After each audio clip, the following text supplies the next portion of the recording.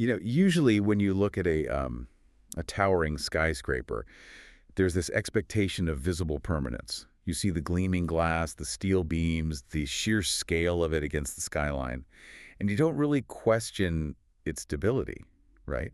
Because it just looks so complete. Right. The facade is what captures our attention because it's tangible. It's right there in front of us. Exactly. But the reality is, the true strength of that building, the only reason it doesn't just topple over in the first strong wind is entirely hidden underground. Yeah, it's the subterranean architecture. It's that bedrock foundation that no one ever gets to see, but it does all the actual heavy lifting. Yeah, totally. And then you step in the world of personal development, and suddenly we're all trying to build a skyscraper before we've even surveyed the dirt. Oh, absolutely. We're like obsessing over the glass windows and the penthouse view while the ground beneath us is totally unstable. Which actually brings us to today's source material for this deep dive. It's a really great one. It really is. It's a 2-sentence text that completely flips how we build our habits. Yeah. It's this ultra-short, punchy excerpt from a piece titled The Architecture of Self-Improvement. Let me just read it for you right now. It goes, "Be addicted to improving yourself, not impressing others." It is remarkably brief. And yet there is just an immense amount of density to those 2 sentences. Okay, let's unpack this. Because to really do justice to a thought this concentrated, we kind of have to look at the negative space around the words just as much as the words themselves. Yeah, that makes sense. Before we even touch the core quote, the framework here is fascinating. The title of the piece itself, right? The Architecture of Self-Improvement. Choosing the word architecture rather than, say, journey or process. Well, it's a highly intentional choice of vocabulary. It immediately sets a structural tone. Architecture implies intentional design. Right. It demands a solid foundation, an understanding of load-bearing capacities, and, building from the ground up, layer by layer, according to a specific systems-level plan. So it's the exact opposite of accidental or haphazard growth. Exactly. A pile of bricks is just a pile of bricks. Architecture is what happens when you ask why and how those bricks should be arranged to serve a specific purpose. Man, when we apply this to self-improvement, it really forces us to question the structural integrity of our habits. Like for you listening, are you just consuming random self-help content and books, just collecting bricks? Yeah. Or are you actually laying them down with a systems blueprint in mind? Which is a crucial distinction because architecture requires foresight. Yeah. If you change a habit over here, say, waking up 2 hours earlier to work out, how does that affect the load-bearing wall of your mental health or your sleep schedule over there? Oh, wow, yeah. That makes me think about how companies are valued in the stock market. You have 2 types of companies. You have the company whose stock price is driven entirely by speculative hype. The CEO is great at marketing, they have flashy press releases, the public perception is massive. And then you have a company whose stock price is driven by actual, quiet, compounding revenue. The market cap might look exactly the same on paper, but the underlying architecture is totally different. That is a perfect parallel. When the economic environment is sunny, the hype-driven company looks phenomenal. But what happens when there is a market correction? The hype vanishes overnight. The stock crashes because there was no fundamental value holding it up.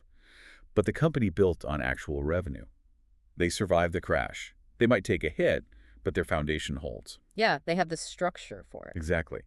So if your self-improvement is purely speculative hype, like doing it to look smart in a meeting or to project an image of the whole hustle culture thing, you have no fundamental revenue. You just have a facade. And maintaining a facade during a personal market correction like a crisis, a period of burnout, a major life change, it's mathematically impossible. Right. You are constantly patching cracks that just keep reappearing because the earth beneath is shifting.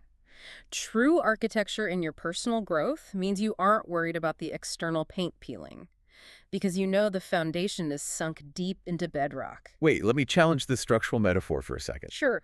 If we are completely fixated on the architecture, like on having this rigid load-bearing plan for every single habit and goal, don't we risk optimizing the actual joy right out of our lives? That's a valid concern. If we are too focused on the engineering of our growth, how do we prevent ourselves from becoming just totally mechanical? Well, that is the defining line between a novice builder and a master architect.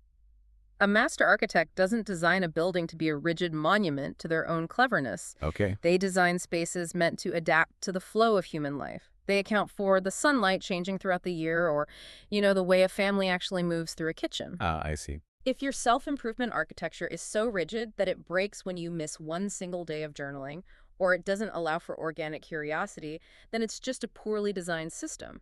True architecture facilitates dynamic life. It doesn't imprison it. So it creates a resilient space for you to thrive, rather than putting you in a straitjacket of optimization. Precisely. It gives you boundaries that actually create I freedom. love that. But, knowing you need an architecture doesn't actually get the house built. No, it doesn't. You need a power source. Yeah. You need an engine that runs independently of the weather outside. And biologically speaking, the most powerful engine we have is compulsion, which is why the text uses the word addicted. The first sentence is, be addicted to improving yourself. What's fascinating here is that the author is purposely hijacking our understanding of neurological machinery. Hijacking it. Yeah, in almost any other context, the word addiction implies a loss of autonomy. It implies a destructive loop, but they are repurposing that exact intense biological drive. Which makes sense, because we already know humans are wired for addiction loops. We see it every time we pull out our phone. Oh, absolutely. You check social media, you see a notification, you get that hit of dopamine, and your brain says, do that again. The quote is suggesting we take that exact same neurological hunger and point it at self-betterment. Yes. But how do we actually do that? You can't just tell your brain to suddenly crave reading a dense nonfiction book the way it craves a slot machine. Well, to rewire a dopamine loop, you have to understand the mechanism of action behind the neuroplasticity. Dopamine is not actually the chemical of pleasure or reward. It is the chemical of anticipation and motivation. Yeah. When you scroll on your phone, the time frame between the cue and the dopamine release is fractions of a second. If you want to become addicted to improving yourself, you have to shrink the time frame of the reward in your own habits. Shrink the time frame. Walk me through what that looks like in practice. Sure. So most people fail at self-improvement because they tie the dopamine reward to the final outcome. Like, I will feel good when I lose 20 pounds, or I will feel successful when I finish writing this book. Right, which takes forever. Exactly. That outcome is months away. Your brain's addiction circuitry cannot bridge a gap that wide. So what do you do? To copy-paste an addiction loop, you have to trigger the dopamine hit at the effort, not the outcome. You have to train your brain to release dopamine the moment you sit down at the desk or the moment you feel the burn in your muscles. You make the friction itself the reward. Oh, wow. Which fundamentally changes the whole dynamic of discipline. It really does. Because if the friction becomes the trigger for the dopamine, you aren't forcing yourself to push through the pain using sheer willpower anymore. The craving to experience that friction becomes intrinsic. You are replacing a consumptive loop with a generative loop. Instead of the compulsion to scroll, the compulsion becomes refining a skill or reflecting on a mistake and extracting the lesson. I see the mechanics of that.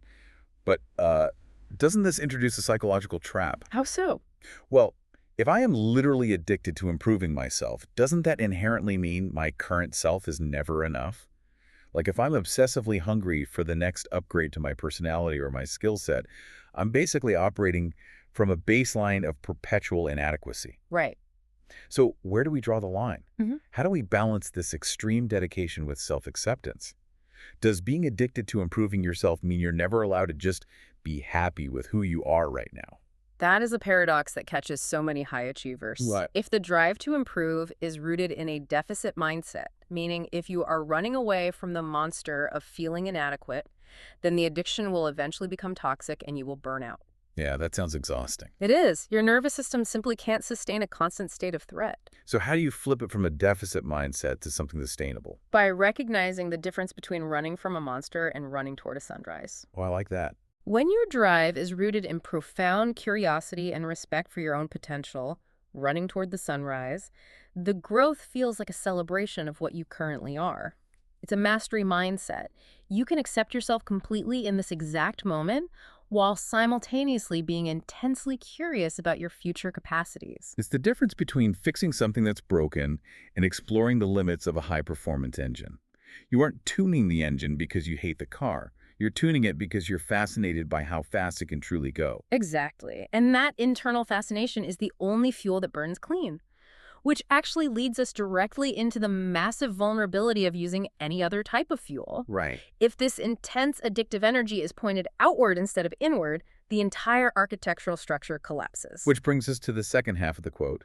Not impressing others? Whoa. The full directive is, be addicted to improving yourself, not impressing others. Here's where it gets really interesting, because these two concepts are actively at war with our evolutionary biology. Yes, they are. We are talking about the danger of letting the audience become the architect.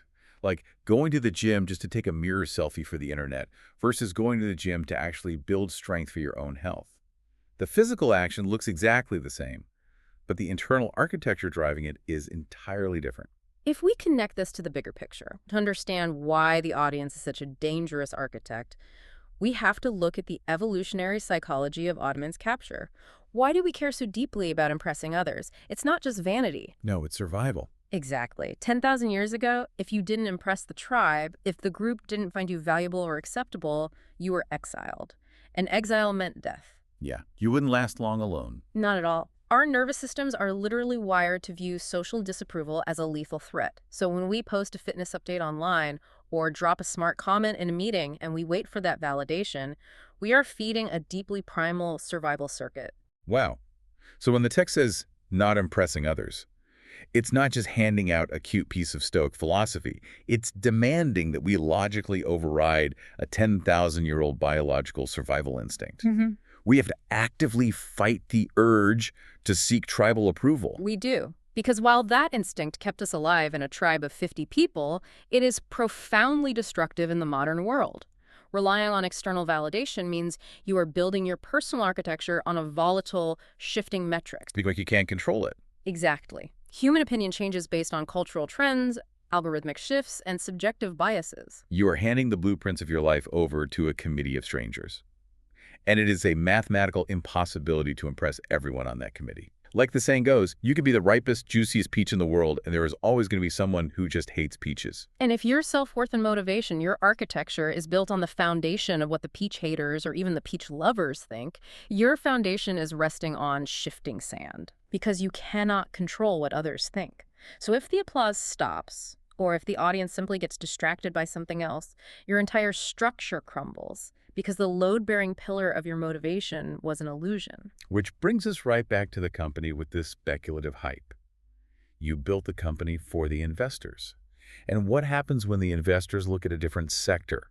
The company loses its entire reason for existing. Exactly. The withdrawal from that external validation can be devastating. Because if you successfully wired that dopamine loop we talked about earlier, but you attached the dopamine to the audience's reaction rather than the internal effort, the absence of their applause feels like a physical chemical deprivation. Wow. You stop doing the healthy habits. You stop reading, you stop exercising, you stop creating, simply because the camera is turned off. Man, this is why I want to turn this directly to you, the listener, right now. I really want you to do a highly critical audit of your own recent goals. It's an important exercise. Think about the projects, the habits, or the skills you were striving for this month. Are you learning that new language, or picking up that new framework at work, or reading that incredibly dense nonfiction book to feed your own intrinsic addiction to growth? Or, if you strip away the rationalizations and the quiet of your own mind, are you secretly hoping someone else will notice and clap for you? Are you leaving that smart book out on the coffee table, just hoping a guest will ask you about it so you can sound intelligent? It is an uncomfortable audit to perform. Confronting our own desire for recognition requires immense vulnerability. But the text isn't suggesting that you can't enjoy the applause if it happens to occur. It is stating that the applause cannot be the blueprint. Right, it's the byproduct, not the engine. Yes. When you remove the audience from the equation, you are forced to confront your true motivations. The silence of not having an audience can be deafening at first. Yeah. But it is only in that silence that you discover what you actually value. You realize which habits are genuinely yours and which ones you are just renting for the sake of appearances. Wait, if we become completely detached from what others think, don't we risk becoming totally disconnected from reality? Yeah. How do you distinguish between ignoring the audience to build your internal foundation and just lacking social self-awareness entirely? That's a great question. If I never care about impressing others, couldn't I just become an insufferable person who refuses to take any feedback? That is a critical nuance. Not impressing others does not mean ignoring all external data. Feedback is information. Applause is validation. Oh, okay. A master architect still looks at the topographical data of the building site. They look at the soil composition. That's feedback. If someone tells you, hey, your communication style is hurting the team, that is data you can use to improve your internal architecture. But you use that data because you are addicted to improving your own structural integrity, not because you are terrified the team won't like you. So you take the information, but you strip the emotional dependency out of it. You decouple the data from the dopamine. Precisely. You remain deeply connected to reality and highly receptive to constructive feedback, but you remain totally sovereign over your own self-worth. Which means we end up with this profound contrast. The intense, almost ferocious biological energy of being addicted to improving yourself, paired with the absolute monastic detachment of not impressing others. It's an incredibly potent combination. It really is. It means bringing maximum effort to the process, while holding zero attachment to the social reward. It is the ultimate form of personal sovereignty. When you are no longer burning mental calories managing your image, you have a massive surplus of energy available to actually manage your growth. That makes total sense. The friction of worrying about perception is removed from the system, allowing the dopamine engine to run at peak efficiency. You stop leaking energy to the crowd. You keep all that cognitive bandwidth internal, fueling the next stage of your own design. You are no longer performing your life. You are finally just living it. And building it, brick by brick, using your own fundamental revenue with deep, unshakable roots. So what does this all mean? We started by talking about the visible skyline, the skyscrapers, the glass facades, the speculative hype that everyone can see. And we've drilled all the way down into the dark, subterranean bedrock of human motivation and evolutionary biology. We really have. We've seen that true lasting personal growth requires a systems-level blueprint. It requires the intentionality of architecture. It must be fueled by a relentless, intrinsic drive, wiring our dopamine to the friction of effort to create an addiction to improving yourself. Yes. And to survive a personal market correction, it demands that we completely, ruthlessly let go of the 10,000-year-old instinct to seek external applause. We have to stop building for the street view. Which brings us to the ultimate stress test of the architecture we have been discussing today. Oh, lay it on us. Well, we have established that the foundation must be invisible to be strong, and that your dopamine must be linked to the effort, not the audience. Right. So I want to leave you with one final lingering thought to explore on your own. A stress test for your own foundation. Okay, I'm listening. If you are magically guaranteed that from this day forward, no one on earth would ever see your achievements, praise your intellect, or know about your successes, wait, let me rephrase that without pausing. If you were guaranteed that no one on earth would ever see your achievements, praise your intellect, or know about your successes, what is the very first thing you would still choose to improve about yourself today? Because whatever that is, whatever remains when the audience vanishes, that is your true architecture. Man, that is a powerful question to walk away with. Thank you so much for breaking that down with me today. And to you listening, thank you for bringing such a compact, powerful source to the table. Good luck on your own personal deep dives into self-improvement. We'll catch you next time.